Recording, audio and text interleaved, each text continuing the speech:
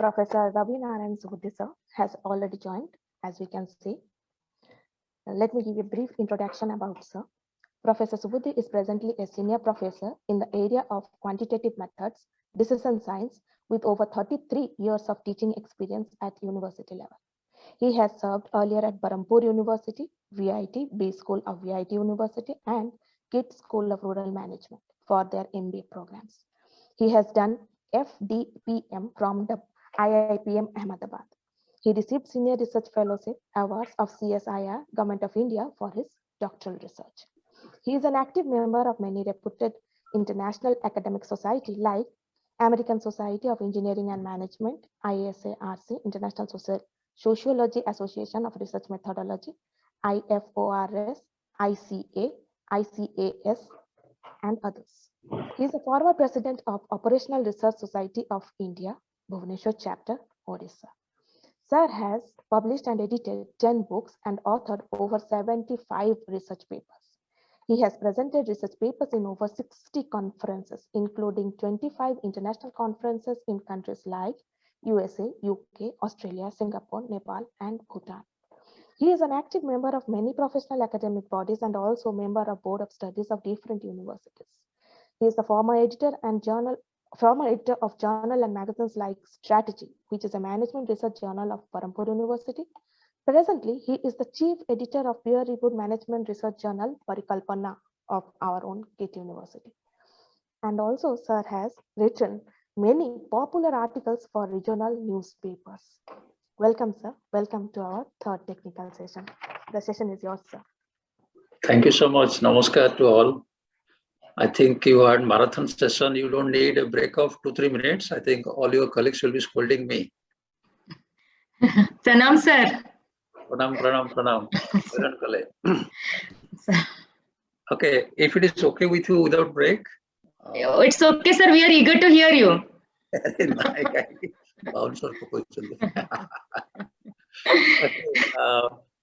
I'm so sorry. I'm also a participant like you in FDP of my school. I know the fatigue. I know the pressure on the listener. So when teachers are asked to listen, we know the pain. And moreover, I'm in between lunch and you. So sorry to speak just before lunch. So if I tell 2 + 2, you'll be adding it up to 4 rotis. So that goes without saying. I hope you will tolerate me and let me submit here. I'm in a difficult position. Actually, I'm a student of statistics, as Madam was introducing. Thank you, ma'am. Thank all colleagues of the school. Actually, I love statistics, teach statistics, try to learn statistics, but considering the theme, I have to decide on a topic which is actually not cup of my tea. I tried last 2 days to think something, hope it will be of some sense, and request, please tolerate me. This is not my area, and I will be really obliged as a fellow colleague if some of you can please interact so that I know that you are with me and not like other schools. I have been addressing FDPs of 3-4 schools of KIT and other universities. So kindly participate and stop me wherever you should. As the topic for this FDP, central theme, exploring self, and particularly the theme that your school has got is really very interesting. So I thought, as we are researcher teachers and as we belong to university setup, where we have to have research along with our teaching, so how do we leverage our research knowledge and add it, link it to our teaching? So that would be my central theme. And hope my screen is visible, madam. Yes, sir. Yes, sir. Your screen is visible. Okay. So this is the plan of my presentation, structure presentation. I assure you I won't bore you much. I am given 1 hour, so I'll be stopping at 50 minutes. Then we can have 5-10 minutes for discussion. So we'll be briefly discussing the need, why we have to have this, and how to refer research findings, maybe of our own if we have, or mostly from others, those who have done better. And we need to refer the research findings. And what I would emphasize during course of the presentation, we need to, wherever possible, need to think differently while doing research. What I'm indirectly thinking in art, I'll be trying to give some examples. Same topic can be done differently if we think of to have some different methodology. And I'll be trying to talk on possibility, chance of having experimental research, which is rarely done in social sciences, which includes my field, management science. 90% we don't do experimental research. We only resort to non-experimental research, whatever we do. Now, during course of my presentation, I'll be touching upon 2 points. One is survivor bias, and the other term which often haunts us, that is validity and reliability. That will be linked here. So as you can guess, why the need? As I was trying to suggest, we are in university and research is not a choice, but a necessity. And as we can guess, our students are sometimes smarter and they are nowadays a bit dangerous. They are Google friendly. Hope you understand what I'm meaning by Google friendly.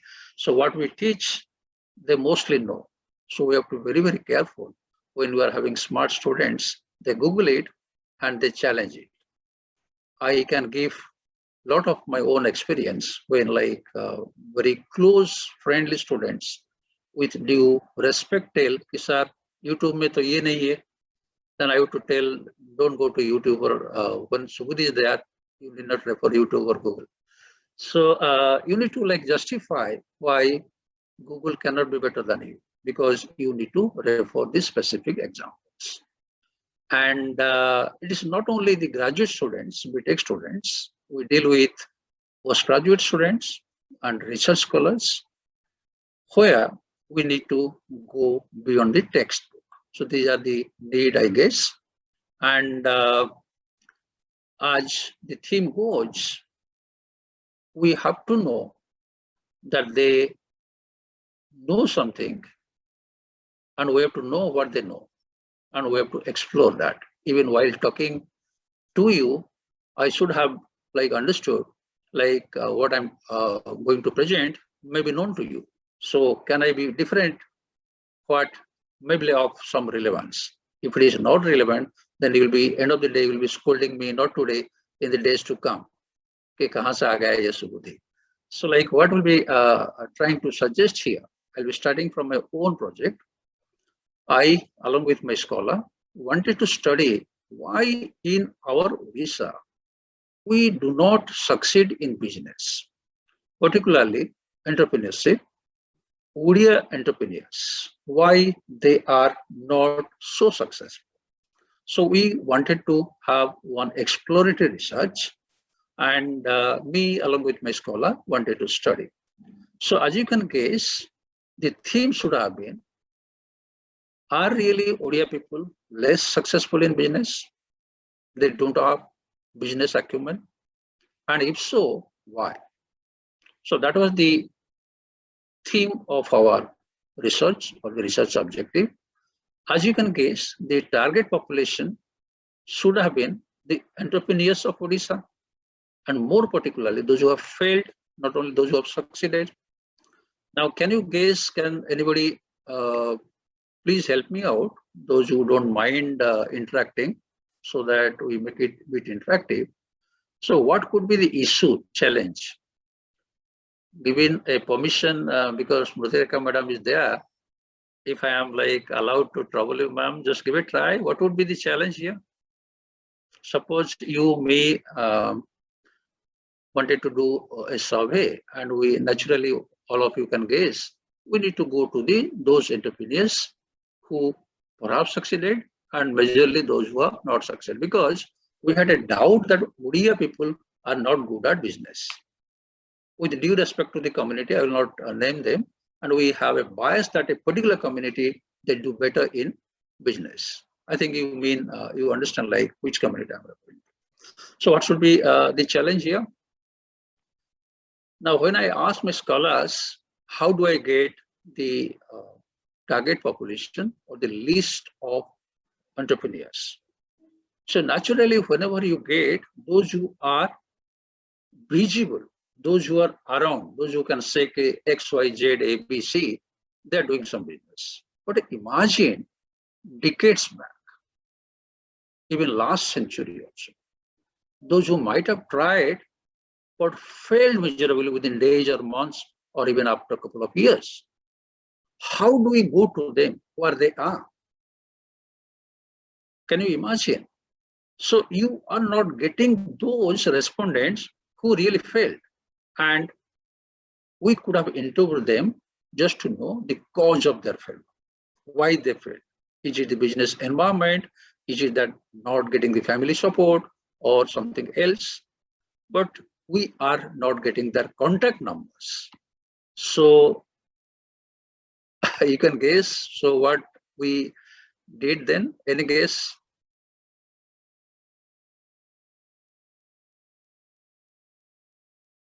As we started with one objective, then we realized maybe like it will be like bias to those who are existing.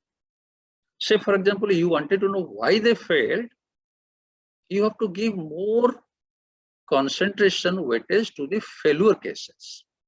But we were not getting where those failed entrepreneurs are. And it's not in database. Say, for example, 50 years back, some entrepreneur tried and he or she failed. Where he or she is, I don't know. So when my scholars got some interview, then I jokingly, without discouraging them, then I called, it is suffering from survivor bias. They were quite surprised. Then I'll be telling you what we did. We had to change the topic. We had to change the research subject because it would have been fallacious, faulty. Now, I guess like some of you must be knowing what is the meaning of survivor bias, but maybe like for the benefit of those who are perhaps less aware, I'll be giving some example how it came, and we'll be giving more examples on survivor bias. Now, survivor bias is one of the commonest thinking errors that actually affect statistical analysis, and often it can lead to wrong result, wrong analysis. I'll be taking you back to one good story, not story, anecdote kind of thing, during Second World War. As you must be knowing, German army, they were believed to be invincible, and they were having superior technology power. And British people, when they really got humiliated, they wanted to protect their fighter planes. So experts were asked what should be done, and can we just mount clad heavy plates so that it can withstand bullets of enemy firing. So now the expert visited some like damaged fighter planes. They suggested you cannot clad the entire body of the plane. So better where it is most affected, let us cover with heavy metal so that it can withstand the enemy bullet. So they found that it is something like fuel place, it should be first plated, because we found that more damage received there. Now, very suddenly, one statistician came, he told, stop. There is something wrong. Can you guess what he suggested? He suggested that you have inspected those fighter planes by chance returned to you. Fighter planes fighting in the battlefield and not coming because they were the worst hit. Have you inspected those fighter planes? Where are they? Like my previous case, where are the failed entrepreneurs? And the real damage causing to another part, and you are identifying another part. Like the blind man's bluff. Somebody is touching the tail of the elephant and telling like a snake. So the experts or the so-called expert, they told that this area is being hit mostly, and the statistician Abraham Wald suggested, no, it is not wrong. It's not the fuel portion, it is the engine side which is hit first. So can you guess like what is the error here? It is because the sample selection was bit of bias, and you selected a sample from the existing lot what you are getting conveniently. Those who survived, say entrepreneurs, those who are struggling now, you are interviewing them, what our scholar did in my case. So this is called, when you are limiting to your search to those who survived, that is called survivor bias. And we can give more examples. So this is what like a technical fault. We can give more examples on survivor bias. Say, for example, army, we should not say Indian Army or any other army. They wanted to give protection gear. Say, for example, their soldiers, they're hit in a particular part of the body. Is it hand? Is it leg? Which part of the body should be given on priority protection gear? And some expert visited army hospital, and he found those who were injured in the battle, and those who can find case, many of they lost their hand, many injured their leg. And what should be the conclusion, Smriti Rekha madam? You find that these limbs are most hit. So what, as expert, you would be suggesting to army chief? Protect your hand and leg and don't protect your chest. Actually, the survivor bias is you are investigating, surveying those who have survived, those who really unfortunately died. Maybe a bullet was hit on chest and you succumb and died there, then and there. And you are not protecting the chest, you are protecting the leg and hand. So this is called a survivor bias. So that things happen many times, and just in the lighter band, don't feel bad. Even me or my colleagues or my scholars, whatever research article we write, particularly that happens to students, what would be their stock sample respondent from where they get? From hostel, KIIT hostels. You find, say, a labor unrest, they will be sending questionnaire to hostelers. Say, for example, marketing research, they send it to students, those who are available. So those who are available conveniently, and we are sending to them. And actually, they may not be the target population. So that we have to avoid. Now, moving on. So this can lead to fallacious, faulty result. Now, what I would suggest, I'll be giving some examples so that we are convinced how it is important. What data we have referred and which type of methodology we have done, have we done it blindly or logically or justifiably, we have to be very, very careful. I'll be giving some examples how a bitter argument may happen. If you are a serious researcher and if you are a senior researcher, we have to take care. I'll be giving one example of a good research here. And you can imagine somebody, a very senior professor of international stature, they had done a very authentic, very strenuous, time-consuming research, and the authors wanted to study marital status, and suicidal tendency. They did this study for a long period, which we call in our social science research longitudinal study, and for that research was called longitudinal mortality study. So what the researchers studied, depending on the marital status, they concluded that a person can be of three categories. One, unmarried; second, married; third category, divorced or separated. So they studied from different categories and they observed for 8-10 years. You can imagine this research waited for a pretty long time. After that, they published this. You can imagine such a long period they devoted, and somebody is finding fault here. Now, another professor found fault in the methodology. Now, if you can read, I'll be sharing the PPT here. I won't take much time. The professor who commented on the findings suggested, see, you had taken your target population or sample population as a baseline, say for example, 10 years before. Now it is 2021, you might have started, say 2011. Suppose Mr. X was in the state of married category. It might so happen that after 2-3 years, he may be like divorced or separated. And that was not taken into consideration.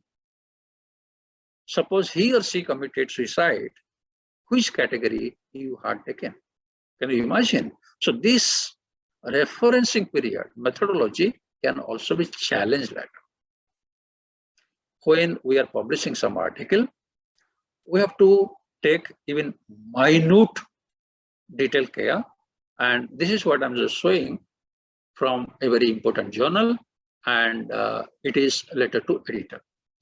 I'll be citing another example a bit later. Before that, I would drive home one of the interesting area of research, common research, which is less done, but we can perhaps try, you and me and some other colleague, wherever possible, and we can try, we can suggest at least our fellow scholars and students to give a try. You can ask how it is possible to make experimental research in social science. I'll give it some example a bit later. Now, as we understand, particularly for the causal research, experimental research is best suited. As we know, experiment is a systematic study where we examine the consequence of the causal agent. Consequence means effect, and cause and effect relationship. Is it because of the cause that we are getting this effect? And particularly nowadays, we can apply to the latest burning issue of different variation of COVID, say Delta, Delta plus, and whatnot. Now, what is the cause? So that should be part of the experimental research. Now, the usefulness of experimental research could be many. Let's not explain it. I think you know it better. Mostly it is a causality study. Please mark it here. And this is because experimental research could be speedy, and we get data quickly, and we get a lot of personal satisfaction as we try to do the same research in a different way. Now, I'll be just briefly citing, which we all know. After that, I'll be trying to cite one example here. Very interesting, and it's a very classical example. All of you will be interested to note that. There is a strange debate on comparing correlation versus causation. Many students of statistics like me, they actually try to be very, very careful that from each correlation we should not conclude that as a part of causation. As we call it, like it's a stupid correlation or accidental correlation. So all correlation should not lead to causation. I'll be trying to give example here. This is a very, very famous debate. I'll be requesting you to go through the literature whenever possible. I hope at least some of you must be knowing the great researcher R.A. Fisher, Ronald Fisher. And for every statistician, he is a God figure kind of thing. And I am pretty sure all social scientists must have used F-test, ANOVA test, and F-test is given credit to R.A. Fisher. So he is the creator, inventor of that test. Now, when he challenged a very interesting finding that medical science, smoking leads to cancer, and he challenged that. You imagine, suppose we are telling a big thing now as employee of a university like this. I don't know, we'll be risking our job. Can you imagine? You are challenging medical society, you are challenging all doctors, and you are challenging a most reputed scientific journal called Nature. And I will be showing you there. He suggested that how do you know that smoking will definitely lead to cancer? And I'll be suggesting, when he was suggesting that it came first as one academic rejoinder, his letter to one published article in Nature. As you can guess, this is the source I'm citing here. And he was suggesting, you can imagine what might have happened. It happened way back in 58, some 70, 80 years back. He was challenging most important scientific journal Nature and most powerful body like British Medical Association, and even the researchers, statisticians were also divided. Some had supported this finding that yes, smoking may lead to cancer. But he was suggesting, are you doing justice to all the smoker? And maybe like he was suggesting, please remember,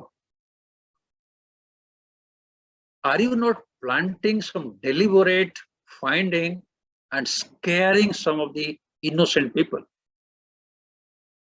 He wrote like this: is it to plant it with the aid of all means of modern publicity backed by public money, without knowing for certain that they have anything to be afraid of, a particular habit against which the propaganda is to be directed?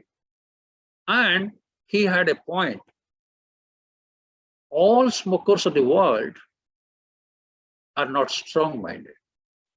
All smokers may not suffer from cancer. And he was pointing out, if you take all cancer percent, you'll be finding that there are non-smokers also there. Now imagine a very innocent, mild smoker, and you are scaring him, what will be his psychology? So what he suggested, why don't you give some scientific proof? I can show you just now. It was a very serious challenge. Now I can give you here some of the series of articles here. Hope this screen is visible. This screen is visible, madam? No, sir. Oh.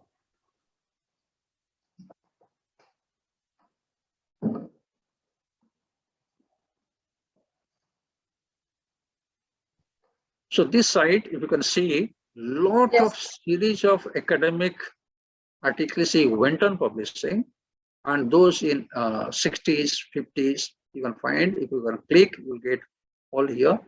Say first was the letter to the Nature editor, and he suggested, you are telling in all probability. He wrote one article on the nature of probability, and then he wrote a very long article on cigarette, cancer, and statistics. Then also again further he wrote cancer and smoking and on inhaling, all with statistical fact. So a huge challenge, huge challenge. So I'll be just proceeding with my presentation here.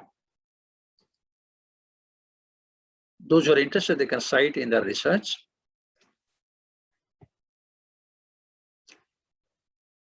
Now, what you are suggesting,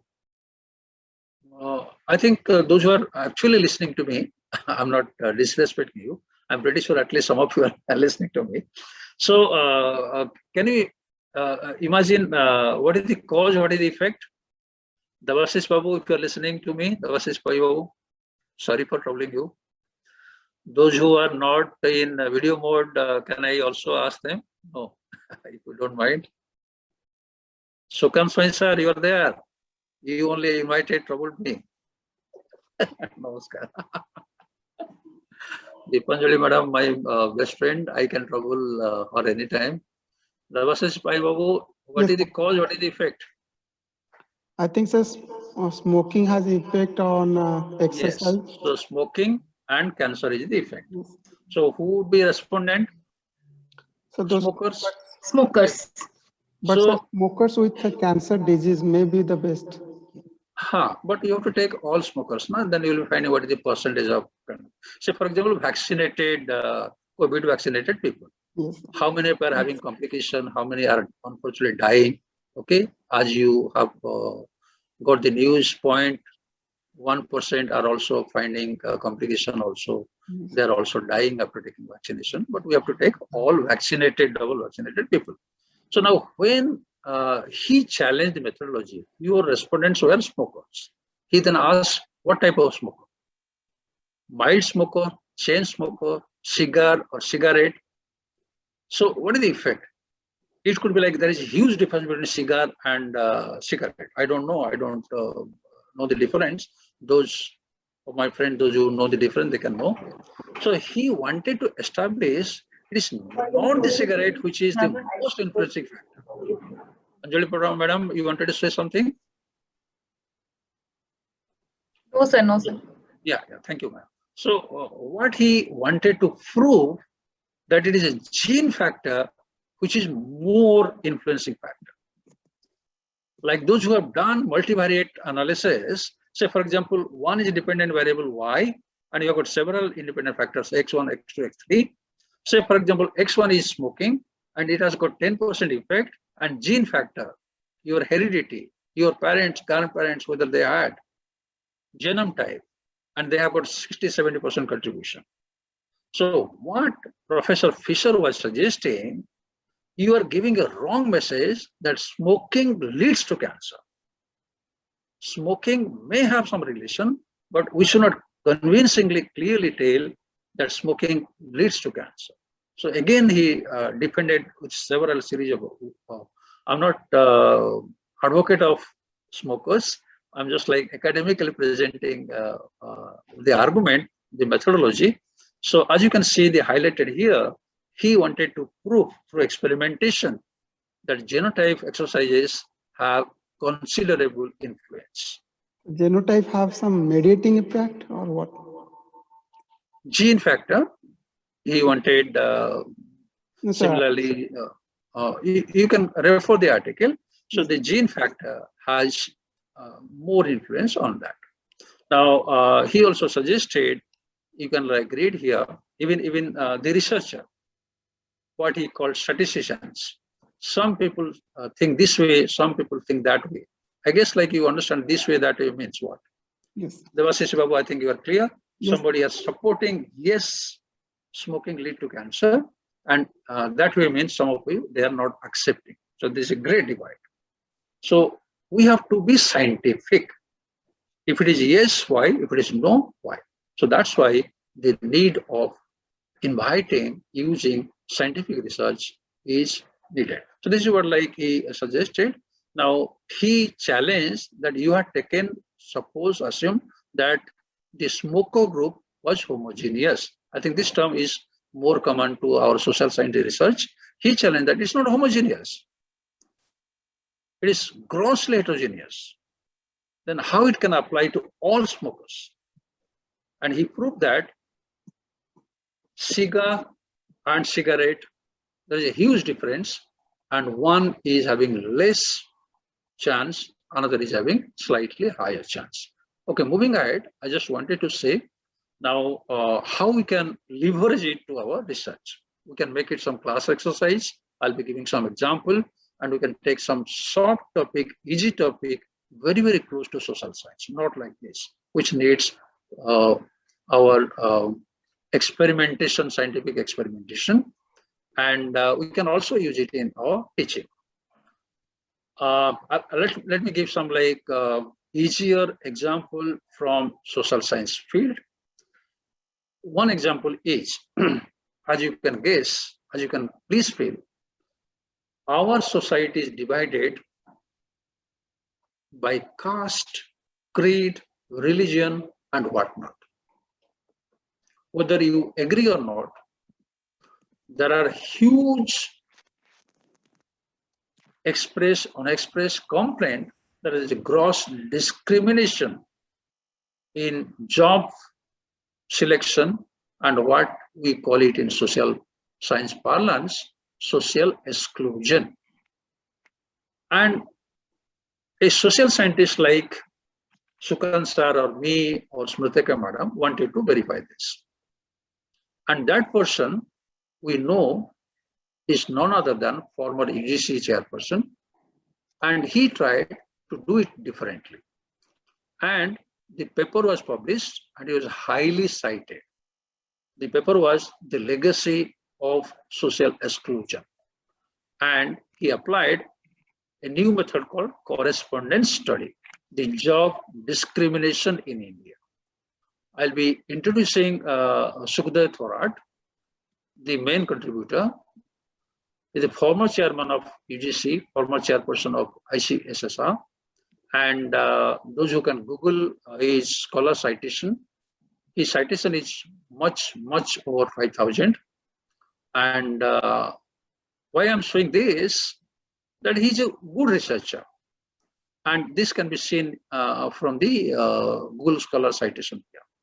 Now coming back to that paper, what he did, just to know whether actually there is social discrimination or not. Just for the benefit of my colleagues from School of Humanities, so let me tell you, suppose I want to know, I belong to say a backward caste. I'm applying for a job, government job. Back of my mind, is there any feeling that there is possibly discrimination? Given a chance, the selector will not select me, they will be selecting one upper caste person. Okay, so this is a belief. Then how do I establish this?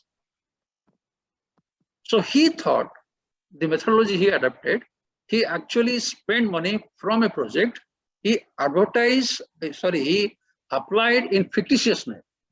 Suppose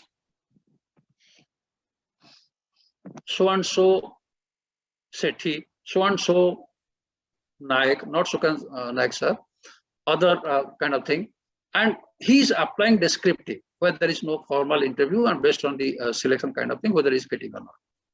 And he applied through registered post, and he was analyzing the response what he got.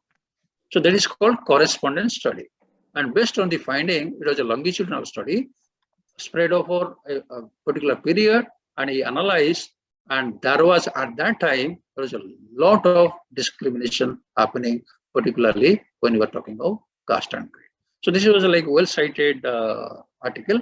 So my submission here was just to tell you that we can try out differently and some different method. Even if not experimental research, we can try out some unique methodology so that we are appreciated at least by the publisher. Now, experiments in support of experimental research, it establishes causality, and this I'll be skipping here. These are the like what it does and what it should require. And particularly, we have to find, verify, establish whether the cause is only cause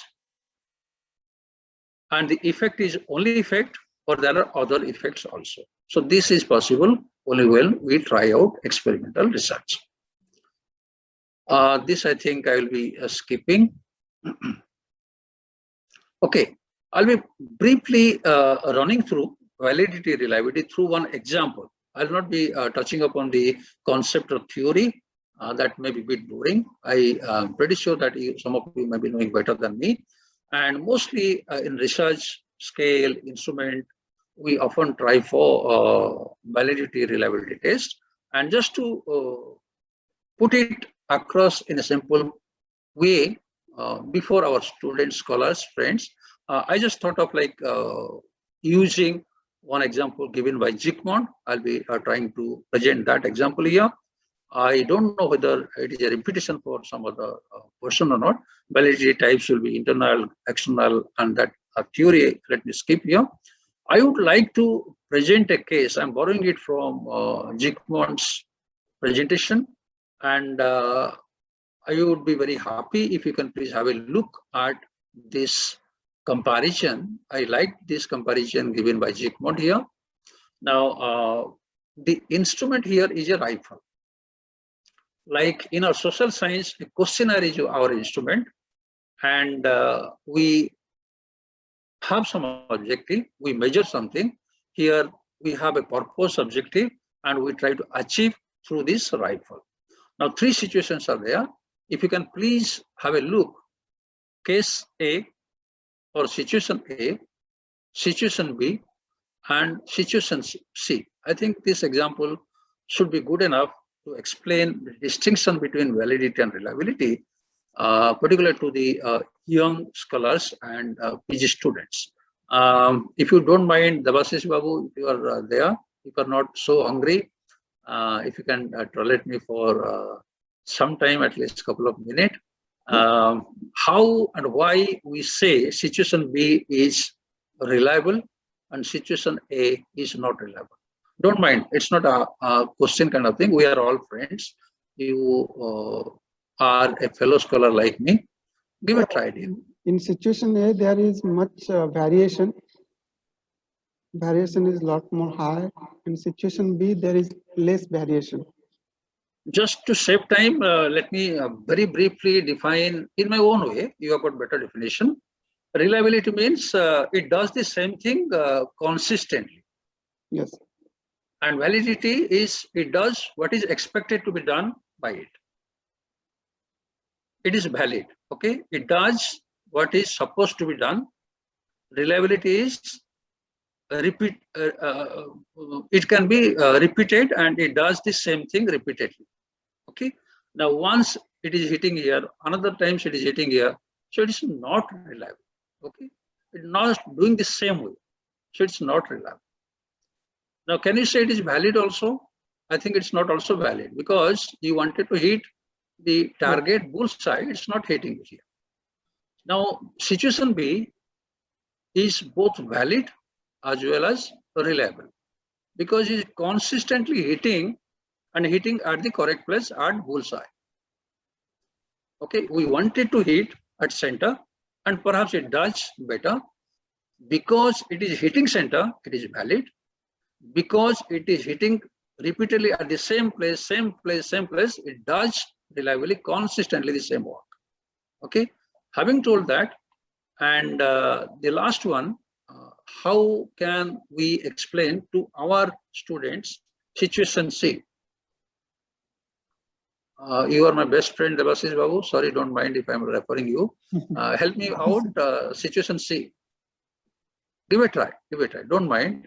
Sir, I think it's a reliable data because we will see very less variance and very over consistency also. Whatever it does the same way. So it is reliable. Yeah. Is it valid? No. It's not valid because we wanted to hit here. Suppose enemy is here. You are not hitting the enemy, you are hitting somebody else. Yes, sir. So it's not reliable. So this, I think, is a good example. I liked it, Zygmunt's example. This is the actual picture given by Zygmunt available here. So I was like trying, and we have got software to test validity, reliability, and we often forget to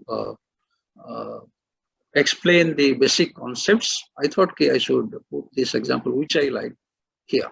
Now, there are again concepts, theory, how to test the reliability. There are many ways. Let's not enter into the theory or test, retest, split up. This we can explain also, but it's not required now. Okay, types of validity. Let me skip. Yes, coming to again experimental research, we have a different type of variables what we may be needing, identify whether it is social science or any pure science. We have to have, are you having independent variable? We have to have, are you having the dependent variable? And the specialty of experimental research, we need to have also control variable. Many of senior friends here, they are aware. So let me not waste time here. Okay, this I think I'll be taking very briefly. How do I increase statistical power? Statistical power means power of the test. I think those who are aware of alpha, beta, 1 minus beta is power of test kind of. So these are like some of the suggestions in experimental research. As we gave one example that it's not homogeneous, R.A. Fisher pointed out. So we have to find whether the respondents are homogeneous or not. And we know that the stratification is needed and different blocks we have to make accordingly of homogeneous blocks. I think this we all know, sample size higher, that is better. Okay, I guess like this, I should not tell and bore you. Let me skip this. So one Homogeneous common question participant, yeah. researchers, one common question researchers always face is what is the best sample size? Is there any There method? is a formula calculation, and that depends on the variability of your individual invariants. Okay, it's a very simple thing. So we apply that formula and we arrive at the sample size. We can Google that. It's a very easy. Okay. I think I should end here. My end note is here. Whenever we are trying out for some kind of research, we always have our choice, choosing topic, choosing methodology, or even the publication where I should publish. So I would just conclude by telling all of us, including me, that let's make the research a passion and let all of us enjoy making it memorable. I guess like this is all what I have from my side. And if you want to have some discussion, welcome. Or if you want to advise me something, also most welcome. I'll be happy. Yes, participants, please, you can unmute yourself and ask your questions to sir.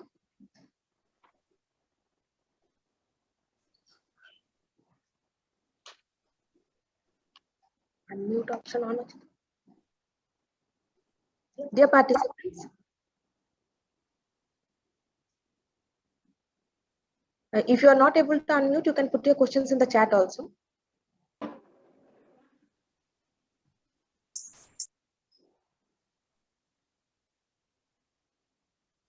Jayanti ma'am is asking something.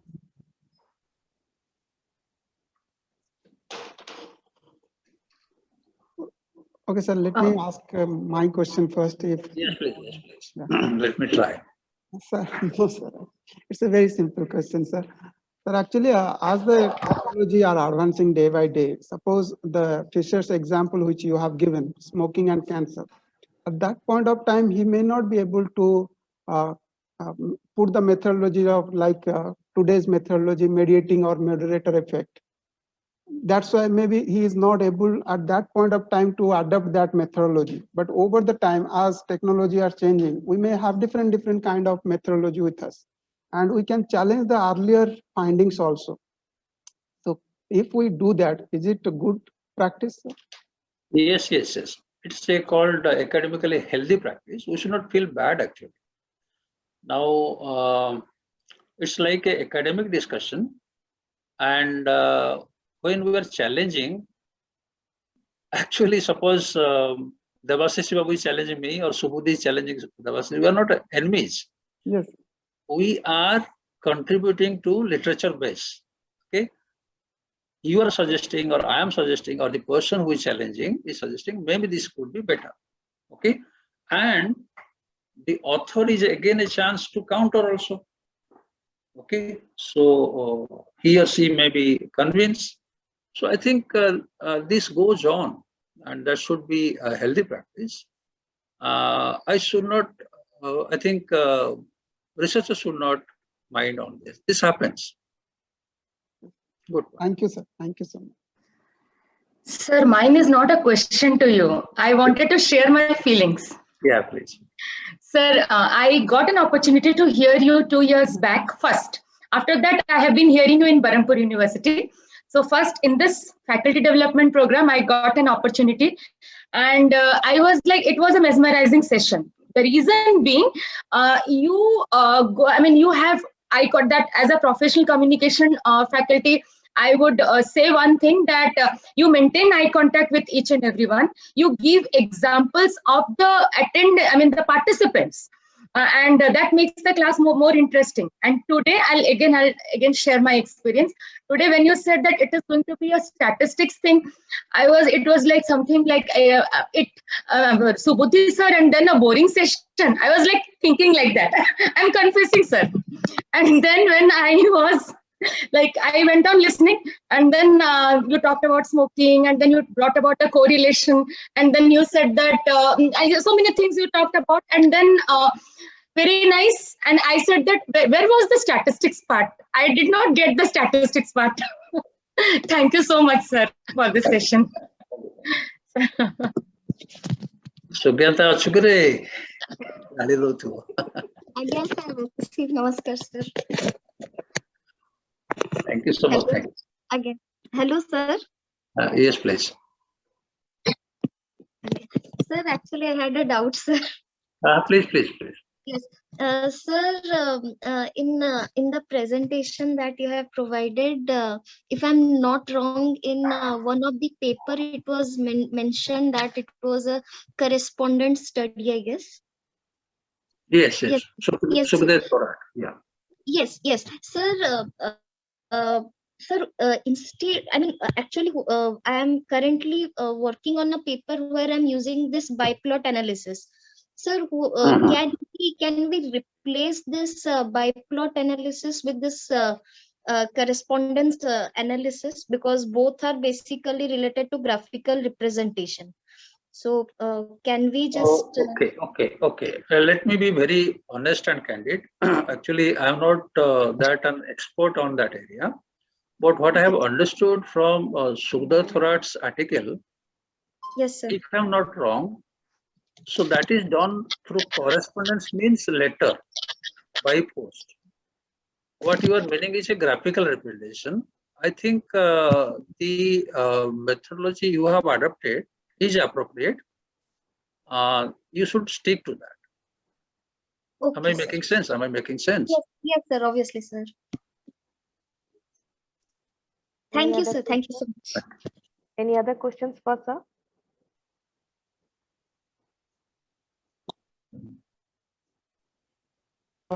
I have one more question for you, sir. I hope Yes, you please. don't mind.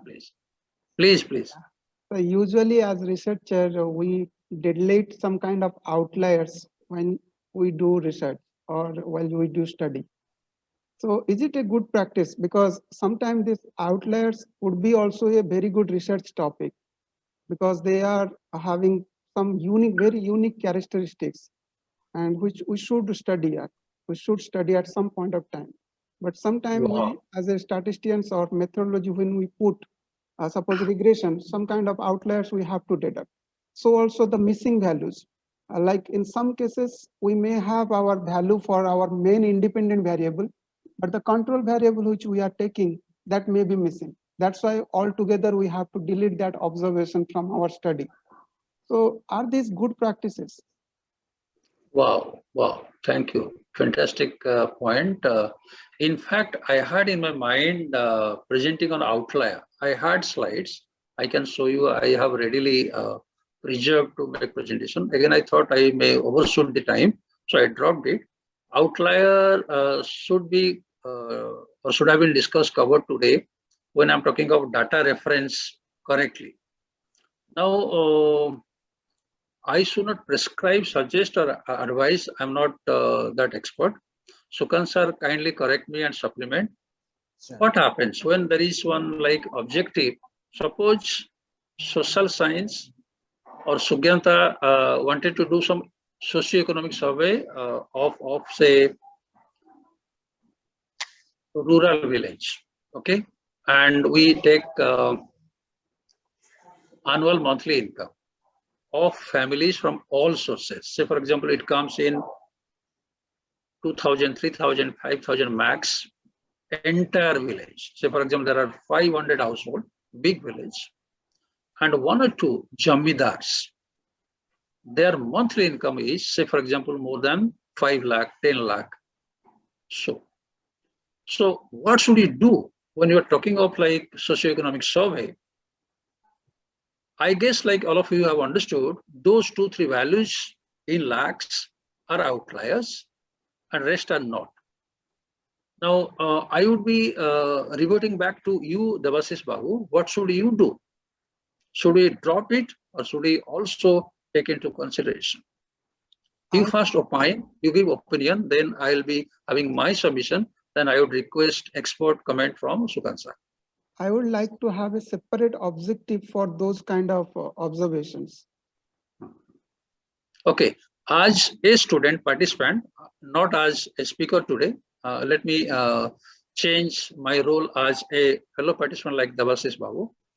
I may feel that if my objective is to study how they live, how they means on an average, I think that will inflate my values. So I would leave that. So if I'm adding it, it is inflating. Suppose if you are considering Ambani, Adani as true Indian, I guess like we are doing a mistake. They're not true Indian. If you're talking of like true Indian culture or say socioeconomic characters, Ambani, Adani should be taken as outliers. Okay, one of the like 500 richest person in earth. Why to speak of India? So India, when you are giving free, Madhubabu Pension Yojana, Antodaya, what not free? Rice, dal, everything, vaccine free, everything free. Okay, so that is India. Now coming to your point, I appreciate, respect your point, question. That's a very valid point. If the objective is something like a case study of a village, you have to have the role of Jamindars. You cannot delete that. Are you getting a point? Yes. So depending on the objective of the research study, we have to take a call whether we are adding those data points or ignoring them. If it is a case study, you cannot ignore the role of Jamindar. Sukant sir, over to you, brief input. You are very right, sir. Actually, if our finding is to be presented in an aggregate way, average way, we have to eliminate the outliers. Otherwise, the findings will be inflated. So that is the reason. If we are going to present it in a case-based, individual based, then we have to focus on them also, because they are also contributing to the performance of the village or of the sector. So therefore, as Debashish sir told, that maybe we can go for some other type of study where we can consider the outliers only. But in this particular study, in the case what you have cited, it is wise to eliminate them.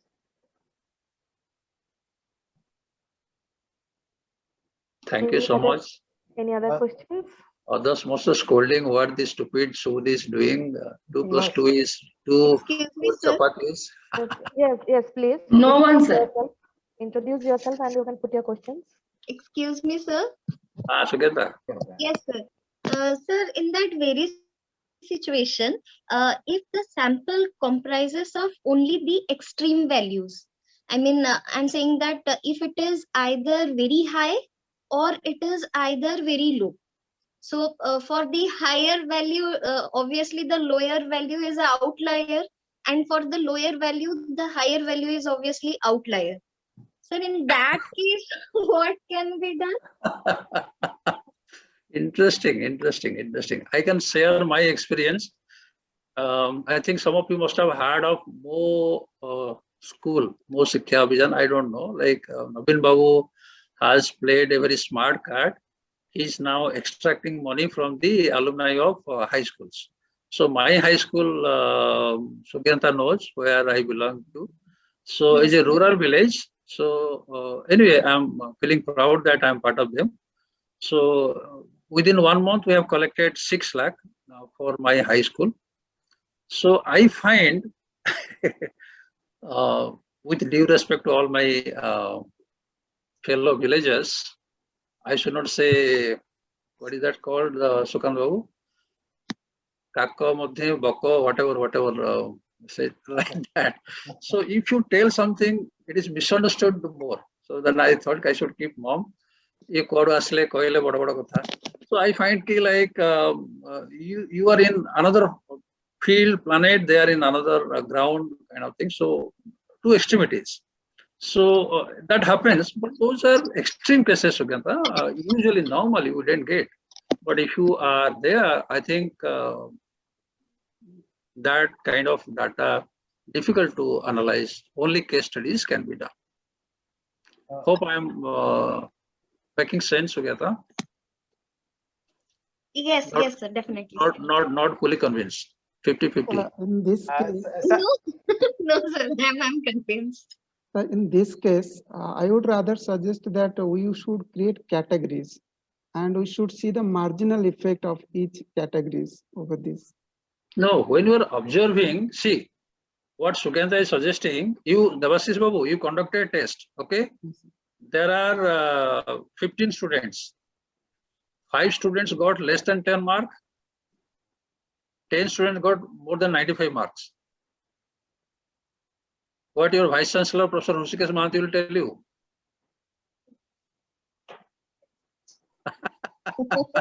No comments, sir. What Sukant sir is doing. 95% copy marichanti, au kuchi buju naandi. Okay. sir. So normal situation. Suppose we are conducting exam for like 10, 15, 20 students. How it can happen like two extremities? Sugyanta Kauchi, North Pole, South Pole, India, China, nahi.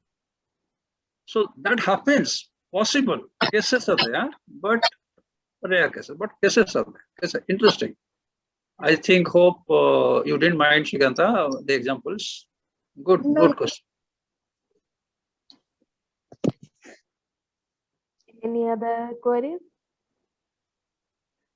I guess no one. So this is the time to say, wind up the current session. And sir, as you have started that it is going to be boring. So sir, I guess by the end of the session, by the question answer and the discussion and the type of interaction that was going on, we can actually know that it was not a boring session. It was quite interesting session. And many participants actually came forward to discuss and point out their own opinion and view of research methodology. And I actually thank everyone for their cooperation and support. And thank you, sir. Thank you very much, sir. Thank you very much. Thank you so much, sir. Thank you, sir. Have good lunch. All of you, sorry for delaying the lunch. Thank you. No, Most. sir, no, sir. Thank you, sir. Thank you so much. Thank you. Participants, before you leave, here's an announcement for you that we have another session at 4 p.m. today, where Dr. Narayan Naik from IIT Kharagpur will be giving his talk, a lecture.